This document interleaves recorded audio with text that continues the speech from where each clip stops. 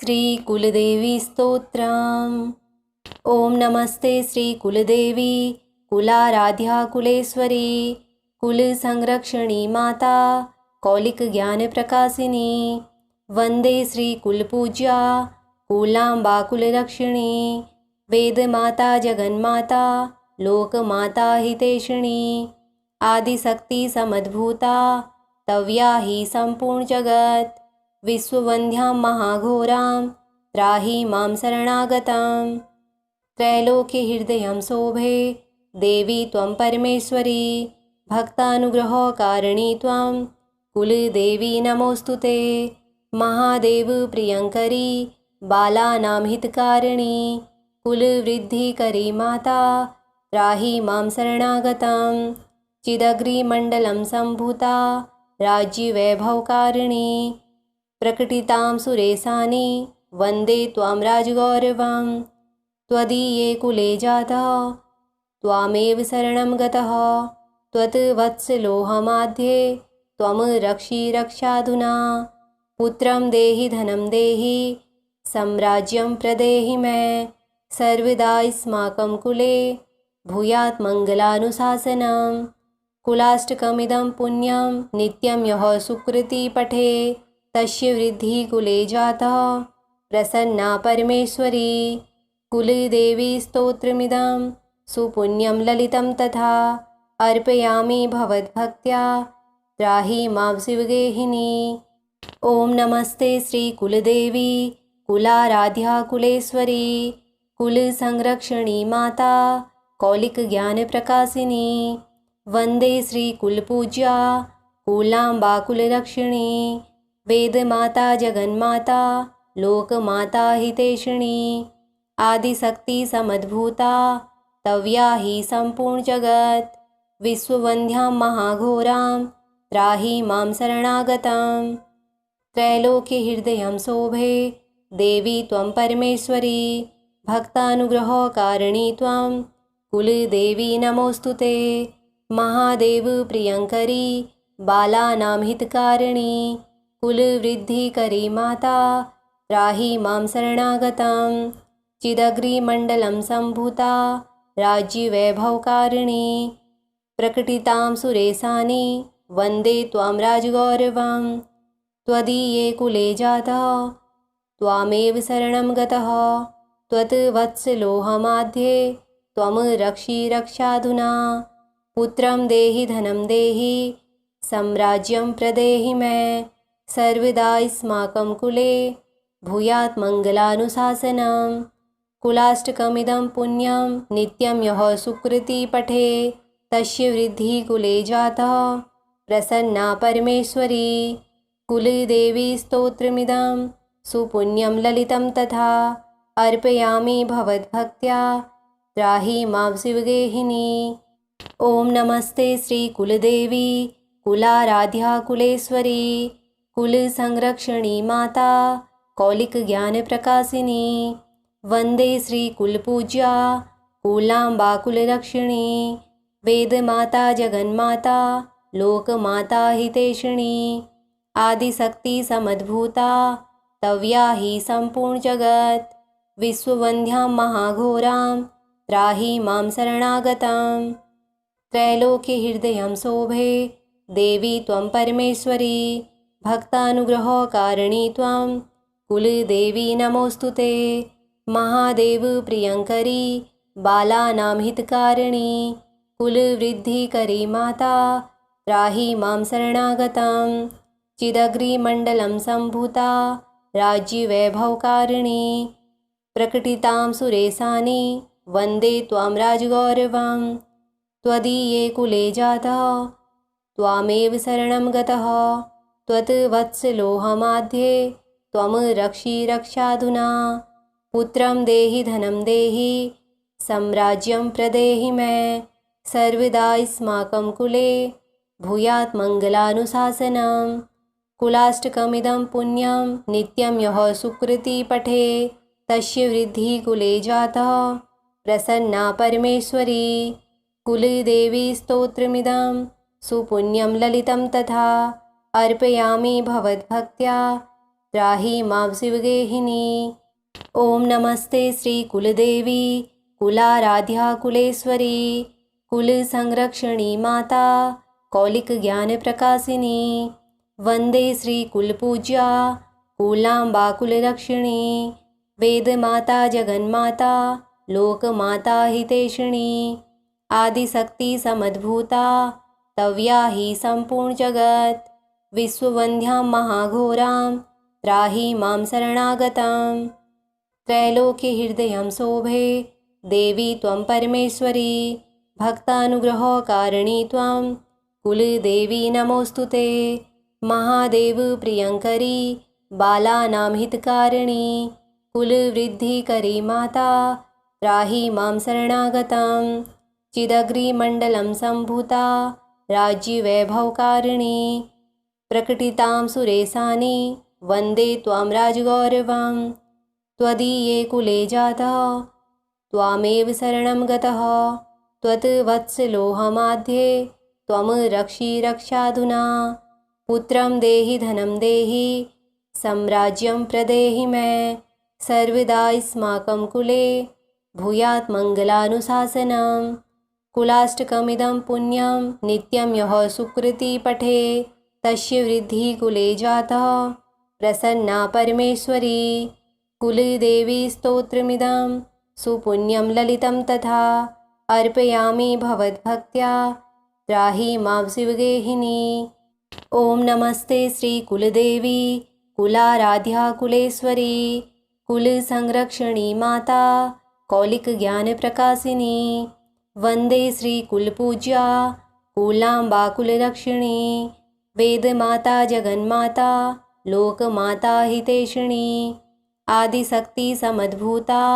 तव्या हि संपूर्ण जगत विश्ववंद्यां महाघोरां त्राहि मां शरणागतम्। त्रैलोक्य हृदयं शोभे देवी त्वं परमेश्वरी भक्तानुग्रहकारिणी त्वं कुलदेवी नमोस्तुते। महादेव प्रियंकरी बालानां हितकारिणी कुलवृद्धिकरी माता त्राहि मां शरणागतम्। चिदग्रिमण्डलं सम्भूता राज्यवैभवकारिणी प्रकटितां सुरेशानि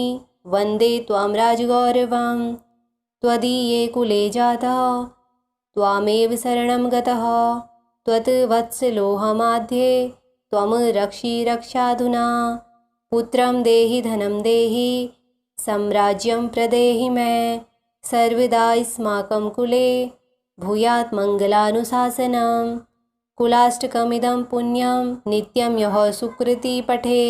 तस्य वृद्धिः कुले जातः प्रसन्ना परमेश्वरी। कुलदेवी स्तोत्रमिदं सुपुण्यं ललितं तथा अर्पयामि भवद्भक्त्या त्राहि मां शिवगेहिनी। ओम नमस्ते श्री कुलदेवी कुलाराध्या कुलेश्वरी कुल संरक्षणी माता कौलिक ज्ञान प्रकाशिनी। वंदे श्री कुलपूज्या कुलांबा कुलरक्षिणी वेद माता जगन्माता लोकमाता हितेशिणी। आदिशक्ति समद्भूता तव्या हि संपूर्ण जगत विश्ववंद्यां महाघोरां त्राहि मां शरणागतम्। त्रैलोक्य हृदयं शोभे देवी त्वं परमेश्वरी भक्तानुग्रहकारिणी त्वं कुलदेवी नमोस्तुते। महादेव प्रियंकरी बालानां हितकारिणी कुलवृद्धिकरी माता त्राहि मां शरणागतम्। चिदग्रिमण्डलं सम्भूता राज्यवैभवकारिणी प्रकटितां सुरेशानि वन्दे त्वां राजगौरवम्। त्वदीये कुले जातः त्वामेव शरणं गतः त्वत्वत्सलोऽहमाद्ये त्वं रक्षि रक्षाधुना। पुत्रं देहि धनं देहि साम्राज्यं प्रदेहि मे सर्वदा अस्माकं कुले भूयात् मङ्गलानुशासनम्। कुलाष्टकमिदं पुण्यं नित्यं यः सुकृति पठे तस्य वृद्धिः कुले जातः प्रसन्ना परमेश्वरी। कुलदेवी स्तोत्रमिदं सुपुण्यं ललितं तथा अर्पयामि भवद्भक्त्या त्राहि मां शिवगेहिनी। ॐ नमस्ते श्रीकुलदेवी कुलाराध्या कुलेश्वरी कुलसंरक्षणी माता कौलिकज्ञानप्रकाशिनी वन्दे श्रीकुलपूज्या कुलाम्बा कुलरक्षिणी वेदमाता जगन्माता लोकमाता हितैषिणी आदिशक्तिसमद्भूता तव्या हि सम्पूर्णजगत् विश्ववन्ध्यां महाघोरां त्राहि मां शरणागतम् त्रैलोक्यहृदयं शोभे देवी त्वं परमेश्वरी भक्तानुग्रहकारिणी त्वं कुलदेवी नमोऽस्तु ते महादेव प्रियङ्करी बालानां हितकारिणी कुलवृद्धिकरी माता त्राहि मां शरणागतं चिदग्रिमण्डलं सम्भूता राज्यवैभवकारिणी प्रकटितां सुरेशानि वन्दे त्वां राजगौरवम् त्वदीये कुले जातः त्वामेव शरणं गतः त्वत्वत्सलोऽहमाद्ये त्वं रक्षि रक्षाधुना पुत्रं देहि धनं देहि साम्राज्यं प्रदेहि मे सर्वदा अस्माकं कुले भूयात् मङ्गलानुशासनं कुलाष्टकमिदं पुण्यं नित्यं यः सुकृती पठे तस्य वृद्धिः कुले जातः प्रसन्ना परमेश्वरी कुलदेवी स्तोत्रमिदं सुपुण्यं ललितं तथा अर्पयामि भवद्भक्त्या त्राहि मां शिवगेहिनी। ॐ नमस्ते श्रीकुलदेवी कुलाराध्या कुलेश्वरी कुलसंरक्षणी माता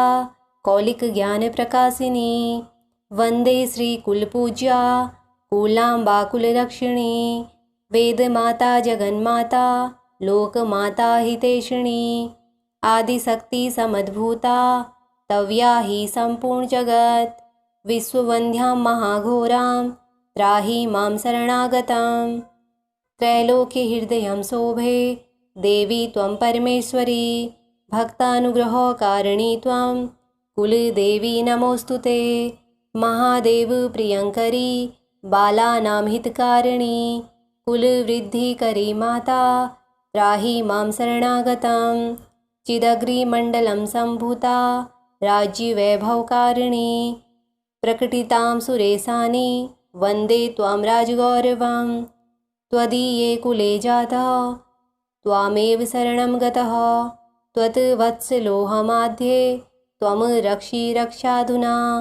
पुत्रं देहि धनं देहि साम्राज्यं प्रदेहि मे सर्वदा अस्माकं कुले भूयात् मङ्गलानुशासनं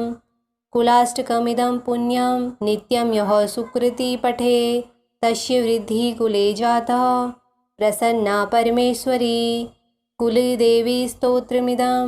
सुपुण्यं ललितं तथा अर्पयामि भवद्भक्त्या त्राहि मां शिवगेहिनी। ॐ नमस्ते श्रीकुलदेवी कुलाराध्या कुलेश्वरी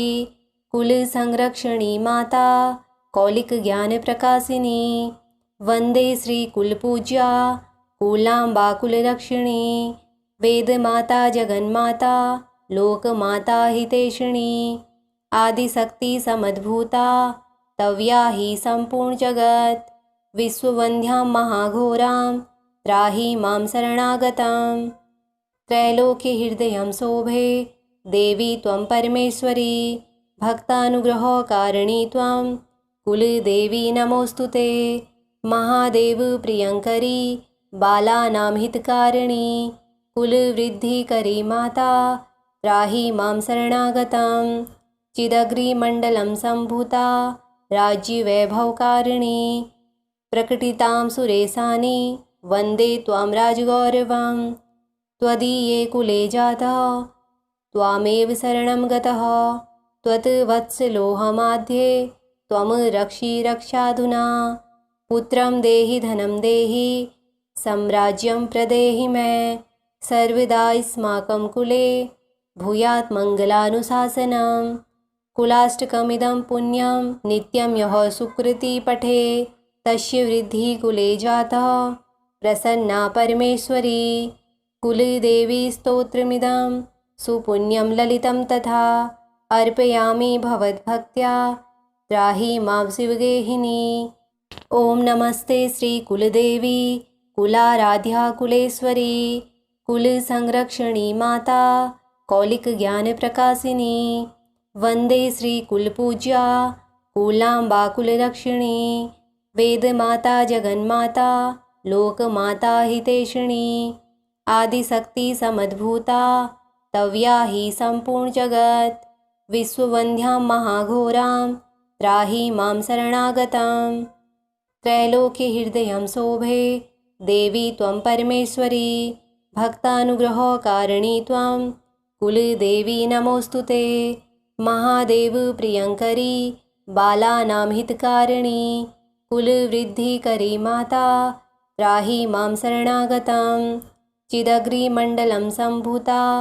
राज्यवैभवकारिणी प्रकटितां सुरेशानि वन्दे त्वां राजगौरवं त्वदीये कुले जातः त्वामेव शरणं गतः त्वत्वत्सलोऽहमाध्ये त्वं रक्षि रक्षाधुना पुत्रं देहि धनं देहि साम्राज्यं प्रदेहि मे सर्वदा अस्माकं कुले भूयात् मङ्गलानुशासनं कुलाष्टकमिदं पुण्यं नित्यं यः सुकृती पठे तस्य वृद्धिः कुले जातः प्रसन्ना परमेश्वरी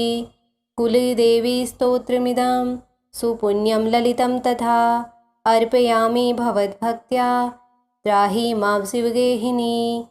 ॐ नमस्ते श्रीकुलदेवी कुलाराध्या कुलेश्वरी कुलसंरक्षणी माता कौलिकज्ञानप्रकाशिनी वन्दे श्रीकुलपूज्या कुलाम्बा कुलरक्षिणी वेदमाता जगन्माता लोकमाता हितैषिणी आदिशक्ति समद्भूता तव्या हि सम्पूर्ण जगत् विश्ववन्द्यां महाघोरां त्राहि मां शरणागतं त्रैलोक्यहृदयं शोभे देवी त्वं परमेश्वरी भक्तानुग्रहकारिणी त्वं कुलदेवी नमोऽस्तु ते महादेव प्रियङ्करी बालानां हितकारिणी कुलवृद्धिकरी माता त्राहि मां शरणागतं चिदग्रिमण्डलं सम्भूता राज्यवैभवकारिणी प्रकटितां सुरेशानि वन्दे त्वां राजगौरवं त्वदीये कुले जातः त्वामेव शरणं गतः त्वत्वत्सलोऽहमाध्ये त्वं रक्षि रक्षाधुना पुत्रं देहि धनं देहि साम्राज्यं प्रदेहि मे सर्वदा अस्माकं कुले भूयात् मङ्गलानुशासनं कुलाष्टकमिदं पुण्यं नित्यं यः सुकृती पठे तस्य वृद्धिः कुले जातः प्रसन्ना परमेश्वरी कुलदेवी स्तोत्रमिदं सुपुण्यं ललितं तथा अर्पयामि भवद्भक्त्या त्राहि मां शिवगेहिनी। ॐ नमस्ते श्रीकुलदेवी कुलाराध्या कुलेश्वरी कुलसंरक्षणी माता कौलिकज्ञानप्रकाशिनी वन्दे श्रीकुलपूज्या कुलाम्बा कुलरक्षिणी वेदमाता जगन्माता लोकमाता हितैषिणी आदिशक्ति समद्भूता तव्या हि सम्पूर्ण जगत् विश्ववन्द्यां महाघोरां त्राहि मां शरणागतं चिदग्रिमण्डलं सम्भूता राज्यवैभवकारिणी प्रकटितां सुरेशानि वन्दे त्वां राजगौरवं त्वदीये कुले जातः त्वामेव शरणं गतः त्वत्वत्सलोऽहमाध्ये त्वं रक्षि रक्षाधुना पुत्रं देहि धनं देहि साम्राज्यं प्रदेहि मे सर्वदा अस्माकं कुले भूयात् मङ्गलानुशासनं कुलाष्टकमिदं पुण्यं नित्यं यः सुकृती पठे तस्य वृद्धिः कुले जातः प्रसन्ना परमेश्वरी कुलदेवी स्तोत्रमिदं सुपुण्यं ललितं तथा अर्पयामि भवद्भक्त्या त्राहि मां शिवगेहिनी। ॐ नमस्ते श्रीकुलदेवी कुलाराध्या कुलेश्वरी कुलसंरक्षणी माता कौलिकज्ञानप्रकाशिनी वन्दे श्रीकुलपूज्या कुलाम्बा कुलरक्षिणी वेदमाता जगन्माता लोकमाता हितैषिणी आदिशक्ति समद्भूता तव्या हि सम्पूर्ण जगत् विश्ववन्द्यां महाघोरां त्राहि मां शरणागतं त्रैलोक्यहृदयं शोभे देवी त्वं परमेश्वरी भक्तानुग्रहकारिणी त्वं कुलदेवी नमोऽस्तु ते महादेव प्रियङ्करी बालानां हितकारिणी कुलवृद्धिकरी माता त्राहि मां शरणागतं चिदग्रिमण्डलं सम्भूता राज्यवैभवकारिणी प्रकटितां सुरेशानि वन्दे त्वां राजगौरवं त्वदीये कुले जातः त्वामेव शरणं गतः त्वत्वत्सलोऽहमाध्ये त्वं रक्षि रक्षाधुना पुत्रं देहि धनं देहि साम्राज्यं प्रदेहि मे सर्वदा अस्माकं कुले भूयात् मङ्गलानुशासनं कुलाष्टकमिदं पुण्यं नित्यं यः सुकृती पठे तस्य वृद्धिः कुले जातः प्रसन्ना परमेश्वरी कुलदेवी स्तोत्रमिदं सुपुण्यं ललितं तथा अर्पयामि भवद्भक्त्या त्राहि मां शिवगेहिनी। ॐ नमस्ते श्रीकुलदेवी कुलाराध्या कुलेश्वरी कुलसंरक्षणी माता कौलिकज्ञानप्रकाशिनी वन्दे श्रीकुलपूज्या कुलाम्बा कुलरक्षिणी वेदमाता जगन्माता लोकमाता हितैषिणी आदिशक्ति समद्भूता तव्या हि सम्पूर्णजगत् विश्ववन्द्यां महाघोरां त्राहि मां शरणागतम् त्रैलोक्यहृदयं शोभे देवी त्वं परमेश्वरी भक्तानुग्रहकारिणी त्वं कुलदेवी नमोऽस्तु ते महादेव प्रियङ्करी बालानां हितकारिणी कुलवृद्धिकरी माता त्राहि मां शरणागतं चिदग्रिमण्डलं सम्भूता राज्यवैभवकारिणी प्रकटितां सुरेशानि वन्दे त्वां राजगौरवम् त्वदीये कुले जातः त्वामेव शरणं गतः त्वत्वत्सलोऽहमाध्ये त्वं रक्षि रक्षाधुना पुत्रं देहि धनं देहि साम्राज्यं प्रदेहि मे सर्वदा अस्माकं कुले भूयात् मङ्गलानुशासनं कुलाष्टकमिदं पुण्यं नित्यं यः सुकृती पठे तस्य वृद्धिः कुले जातः प्रसन्ना परमेश्वरी कुलदेवी स्तोत्रमिदं सुपुण्यं ललितं तथा अर्पयामि भवद्भक्त्या त्राहि मां शिवगेहिनी श्रीकुलदेवी स्तोत्रं सम्पूर्णम्।